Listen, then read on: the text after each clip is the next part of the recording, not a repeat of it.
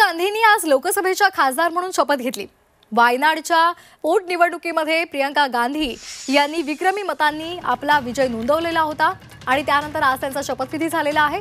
भाजपचे सत्यन मोकेरी तसंच प्रियंका गांधी यांच्यामध्ये ही लढत झालेली होती। यामध्ये प्रियंका गांधी 6.22 लाख मतांनी विजयी झालेले आहेत। हे सर्वात विक्रमी मताधिक्य आहे। प्रियंका गांधी यांच्यासह नांदेड पोटनिवडणुकीमध्ये विजयी झालेले रवींद्र चव्हाण यांनीही खासदारकीची शपथ घेतली।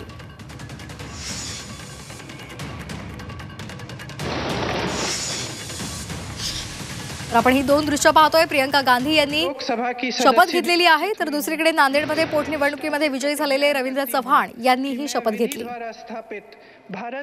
रवींद्र वसंतराव चव्हाण लोकसभेचा सदस्य म्हणून निवडून आलो असल्याने परमेश्वराला अक्षुण्ण रखूंगी। भले त्यांनी ऍक्टिव्ह राजकारणामध्ये आज जर निवडून आले असला तरी त्या खूप वर्षापासून जे आहे ते उत्तर प्रदेश असेल किंवा महाराष्ट्र असेल किंवा इतर राज्यामध्ये त्यांनी काम केले। त्यांचा अनुभव बघता मला असं वाटतं की ज्या तरुण त्या येणार त्या नक्कीच वादळ घेऊन येतील ही मला पूर्णपणे अपेक्षा आहे।